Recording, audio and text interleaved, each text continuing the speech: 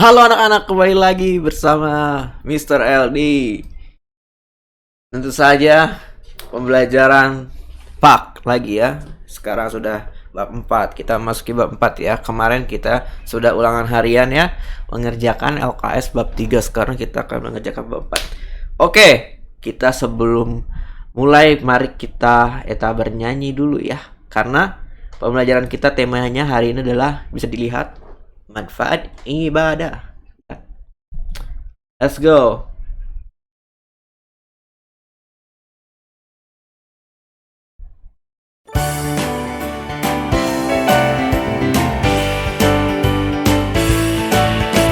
Yesus pokok dan kitalah caranya, tinggallah di dalamnya.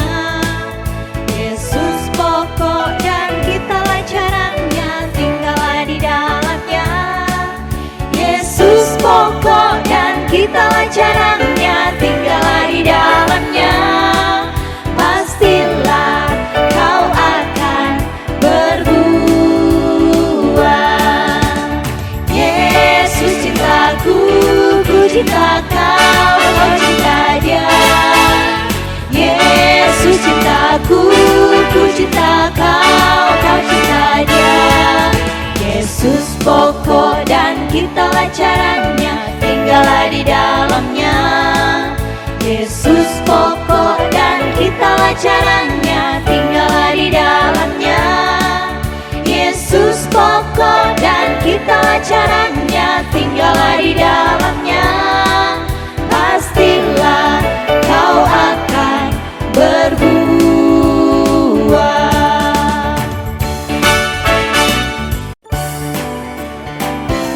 Udah. Next. Iya.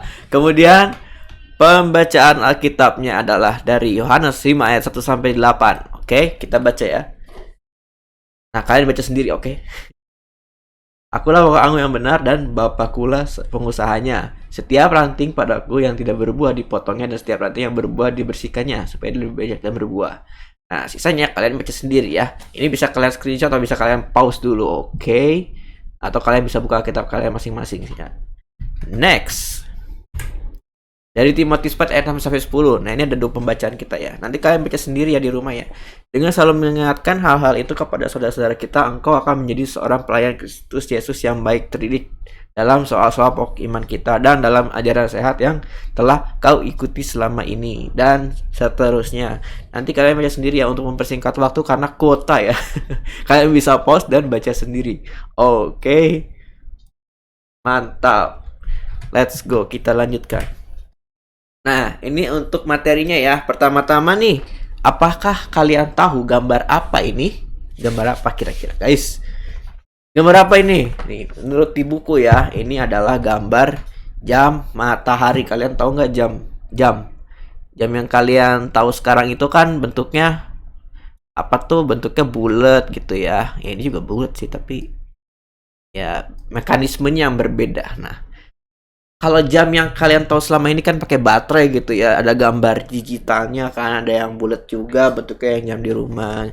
Nah, kalau ini kenapa bentuknya seperti ini, guys? Nah, ini tuh ditemukannya pada apa ya? Pada zaman ini, guys, kalau nggak salah ya, zaman ini tuh zaman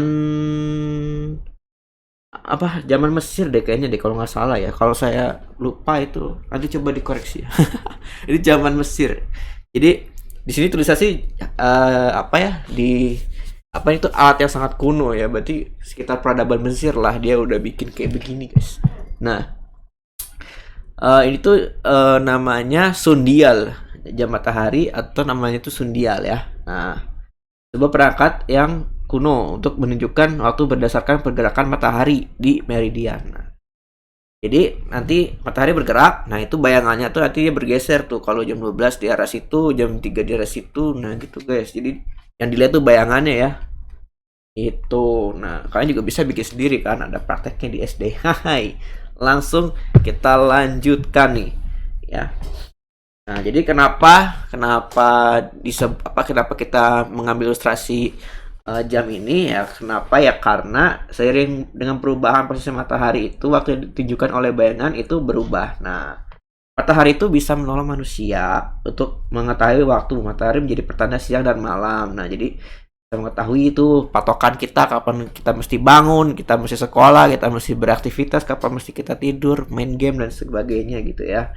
Nah, dalam Mazmur 4 ayat 9, Tuhan memerintahkan kasih setianya pada siang hari, dan pada malam hari aku menyanyikan nyanyian suatu doa kepada Allah kehidupanku. Nah, jadi Tuhan itu tidak hanya menciptakan matahari tapi menciptakan malam juga. Nah, terus gimana kalau jam malamnya ya? Ya tahu ya, jam malam kan nggak bisa diukur ya. Paling bisa diukur dari bulan. Kalau bulannya dia udah naik ke atas, tandanya udah jam 12 malam berarti. Ya, iya, ada juga sih, tergantung kan, zaman dulu mah belum ada angka-angka yang pasti gitu. Kayak sekarang. Nah, next, mengenal satu pencipta. Nah, ini ada Adam dan Hawa ya. Jadi sejak zaman dahulu kala itu kita diciptakan oleh siapa? Siapa? Ya, oleh Allah. Dan wujud kita itu menyerupai image ya, imago Dei ya, menyerupai gambar dan rupanya Tuhan. Nah, Tuhan itu memberikan kemampuan kita dalam berpikir. Itu ada M-nya ya, salah ya. Terlalu bersemangat ngetiknya, jadi lebih. Jadi memberikan emosi, kita punya kemampuan bisa berpikir, bisa bisa bernalar gitu ya, segala rupa, bisa lari, bisa jalan, bisa menciptakan sebuah teknologi yang namanya ini ada mikrofon dan komputer segala rupa. Nah, itu ya karena kita diberikan akal sehat ya, atau bisa berpikir gitu loh oleh Tuhan. Nah, Tuhan itu mengharapkan manusia itu kita bisa berkomunikasi dengan semua makhluk gitu. Mau itu bebek, mau itu ular, mau itu pohon, mau itu buah segala macam gitu ya guys. Nah, lanjut ya. Nah, ini mengenal perbuatan Tuhan yang ajaib. Dalam Mazmur 96 ayat 3 sampai 4, ceritakanlah kemuliaannya di antara bangsa-bangsa dan perbuatan-perbuatannya yang ajaib di antara segala suku bangsa. Sebab Tuhan maha besar dan terpuji sangat. Nah, terpuji sangat, ia lebih dahsyat daripada segala Allah.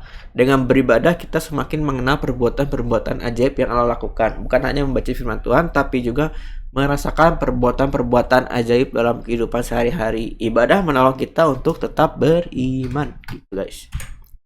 Next, melayani Allah. Nah, yang dapat kita lakukan untuk melakukan melakukan misi yang diberikan oleh Allah dalam beribadah itu adalah: pertama, kerjakan setiap tugas dengan penuh tanggung jawab ya. Tuh. Terus kedua itu ada menolong orang yang benar-benar membutuhkan bantuan. Nah, ini kan kadang-kadang ada orang yang fake gitu ya. Ada orang tiba-tiba lagi jalan gitu, Pak minta bantuan, tadi kita ditipu. Nah, jadi kita tuh harus pintar juga gitu nolong orang gitu ya, jangan sampai ketipu gitu. Jadi hanya menolong orang yang emang benar-benar pengen butuh bantuan gitu ya, dan menghargai hak orang dan melakukan kewajiban kita diri sendiri gitu ya. Jadi kita punya hak dan kewajiban gitu ya. Haknya apa ya? Mungkin kita mendapatkan duit jajan atau kasih sayang atau pendidikan, itu hak kita ya. Tapi jangan lupa kewajibannya itu apa gitu. Misalnya kayak nyapu, kayak nyuci, kayak bersihin tempat tidur sendiri gitu. Mungkin itu kewajiban kita gitu ya.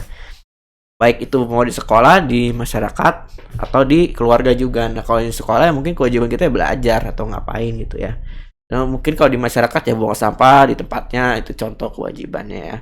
Nah, terus ada lagi yang terakhir adalah berdoa untuk keluarga dan orang lain. Jadi berdoa tuh jangan untuk diri sendiri, tapi berdoa untuk orang lain juga. Nah, ini adalah 4 hal-hal yang kecil ya yang bisa kalian lakukan untuk melayani Allah gitu guys. Next, bertumbuh dan berbuah. Nih ada buah anggur, ada Tuhan Yesus. Nah, Yesus itu adalah pokok anggur ya. Bukan nanti ya, tadi itu ayatnya ada guys. Nah, jadi Yesus itu adalah pokok anggur yang benar. Tadi di ayatnya ada ya, di sebelumnya tuh di dalam Yohanes 15 ayat 1 sampai 8 gitu ya tadi ya kita baca. Nah, terus agar dapat istilahnya bertumbuh buahnya. Nah, jadi buah tuh harus selalu kita pantengin gitu. Jadi nggak bisa kita nanam buah anggur terus kita tinggal gitu kan, nanti tahu-tahu dimakan ular lah, dimakan hama lah atau apa. Nah, nggak bisa. Jadi kita harus merawat anggur itu guys. Jadi kita harus merawat tanaman itu ya, supaya jadi bertumbuh, jadi berbuah yang bagus gitu loh. Karena Tuhan itu juga bilang gitu kan, kalau misalnya rantingnya itu tidak berbuah, maka dia akan dipotong gitu guys. Nah, Tuhan yang bilang ya. Nah, tuh. Di Alkitab ada. Tadi kalian baca aja ayatnya kalau kalau kalian lupa ya. Nah, jadi gimana caranya biar tumbuh dan berbuah? Maka diperlukan itu yang satu itu memiliki hidup yang mau diubahkan oleh Tuhan. Kenapa? Ya karena tadi kalau misalnya kamu tidak mau berbuah atau tidak mau berkembang, nah itu maka akan dipotong ya nantinya atau dibuang, dibakar, dimasukkan ke api gitu guys. Nah, jadi ya, harus mau berubah gitu ya oleh Tuhan, diubahkan oleh Tuhan gitu ya. Tetaplah dekat dengan Tuhan dan jadilah pribadi yang berkualitas. Nah, itu yang kedua. Nah, seperti ada di firman Alkitab itu Tuhan bilang gini, tinggallah dalam aku dan aku di dalam kamu. Jadi kita harus tinggal dalam Tuhan supaya Tuhan tetap ada di dalam diri kita gitu. Bukan kerasukan ya, tapi maksudnya Tuhan itu hadir di antara hidup kita gitu guys. Gitu ya. Nah, terus nomor 3, latih iman dengan saat teduh dan disiplin waktu dengan Tuhan. Latih iman dengan saat teduh. Nah, jadi iman juga itu lama-lama kalau tidak kita latih, tidak kita manfaatkan, tidak kita apa ya istilahnya, tidak kita gunakan, itu lama-lama akan hilang gitu. Iman tuh pasti bakal hilang seiring berjalannya waktu. Makin gede, makin kalian tahu banyak hal, makin kalian lupa sama iman gitu. Nah, jadi gimana biar nggak lupa ya? Caranya dengan cara apa? Dengan saat teduh setiap hari gitu ya. Dan sisakan lagi. Siapkan ya, sediakan, jangan disisakan. Ini kalau disisakan salah ya. Jadi yang benar itu adalah sediakan waktu bersama Tuhan. Itu mungkin satu jam atau 2 jam gitu untuk saat teduh. Dan baca Alkitab ya. Supaya kalian itu bisa ada komitmen untuk menjadi pengikut Kristus yang setia gitu guys. Mantap. Next ya. Nah, ini ada kegiatan pembelajarannya. Kalian lihat ini tuh ada orang ya, ada kang anggur, tukang anggur ini memetik anggur gitu ya. Nah, ini ceritanya lagi panen gitu guys. Nah, kalian perhatikan ini gambar-gambar ini. Nah, nanti kalian cari di web ya mengenai pertanyaan-pertanyaan yang akan diberikan oleh dari gambar ini ya, dari ilustrasi ini. Nah, ini pertanyaan-pertanyaannya nih. Kalian bisa screenshot, nanti komen di bawah ya. Atau kalian kirim via WhatsApp aja ya, personal ke saya. Iya. Karena kalau di komen nanti kalian bisa baca komennya sama yang lain. Mengapa seorang pekerja di kebun anggur harus memotong ranting-ranting pohon anggur? Kenapa? Tadi kan sudah dijelaskan. Berapa lama waktu yang dibutuhkan? Nah, ini kalian cari di Google. Apa yang dilakukan pada sebuah pohon anggur jika tidak berbuah? Apa tadi? Tadi kan sudah bilang ya. Nah, itu. Hidup kita diibaratkan seperti ranting anggur. Dapatkah kita berbuah jika tidak mendapat perawatan baik? Coba, dapat tidak berbuah. Kira-kira. Enggak ya? Nah, terus tantangan apa yang akan kita hadapi saat kita ingin melakukan kehendak Tuhan di sekolah dan di rumah? Nah, silakan guys screenshot ya. Nah, ini nih. Oke, sudah di screenshot, di pause dulu aja videonya. 3 2 1 pause. Nah, gimana guys? Sudah di screenshot? Oke, kita lanjutkan ya. Ini udah slide terakhir ya. Habis jadi slide-nya. Nah, ini udah slide terakhir. Nah, jadi cukup sekian pembelajarannya yang nggak usah panjang-panjang karena kuotanya mahal. Benar-benar salah. Nah, ini maksud saya. Jadi, nah, oke, jika ada pertanyaan tulis saja di kolom komentar video. Jangan lupa di subscribe ya supaya kalian bisa langsung tahu video-video baru yang sudah notifnya ya. Jangan lupa di like dan di komen ya mengenai pembelajaran hari ini karena tadi itu sebenarnya ada kuis ya, sedikit kuis aja. Kayak cuman menjodohkan. Nanti kan komen di bawah ya. Kayak misalnya ikan itu menghasilkan apa gitu ya. Buah-buahan itu menghasilkan apa, terus sapi itu menghasilkan apa ya, pohon itu menghasilkan apa. Kalian komen di bawah ya. Jadi pertanyaannya itu ikan itu menghasilkan apa ya, terus buah-buahan itu menghasilkan apa, tapi itu menghasilkan produk apa. Terus pohon itu apa sih, menghasilkan apa produknya. Oke, shalom anak-anak, shalom ya. Sampai jumpa lagi di video selanjutnya ya. Jangan lupa ya habis ini berdoa masing-masing sebelum pulang ya, supaya selamat di jalan, tidak kekurangan satu apapun. Oke, saya Mr. L pamit undur diri, sampai jumpa di video selanjutnya minggu depan. Oke, bye-bye.